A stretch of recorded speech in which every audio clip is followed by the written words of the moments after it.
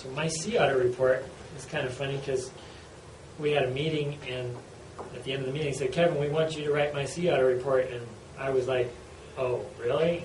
I get to write a book?" Well, it wasn't My Sea Otter Report. The idea was, we want you to write a book about how to write a report. I was like, wow, that sounds like a really interesting topic.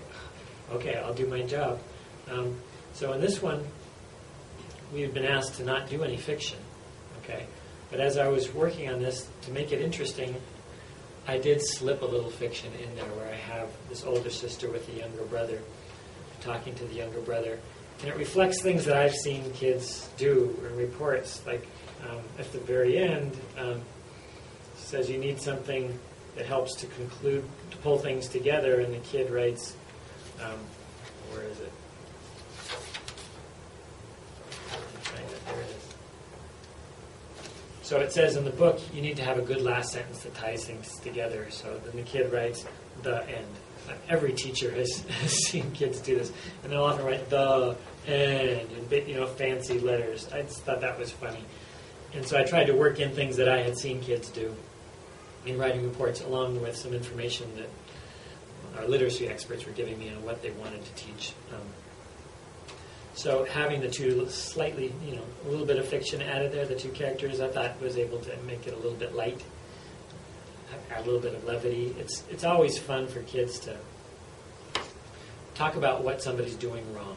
It's human nature to want to enjoy criticizing things, unfortunately, but you can use that for positive effects sometimes. So in here, you're seeing the little boy writing things in a way that's not the best way to write things, and so it's cool for kids to see that and laugh about it and talk about what's wrong, so that then when they write their reports, they don't make those same mistakes. It's something that I use in teaching all the time, and a lot of teachers do. Modeling what you don't want to do, and then the kids don't end up doing those things. So that's sort of what I was trying to do in this book.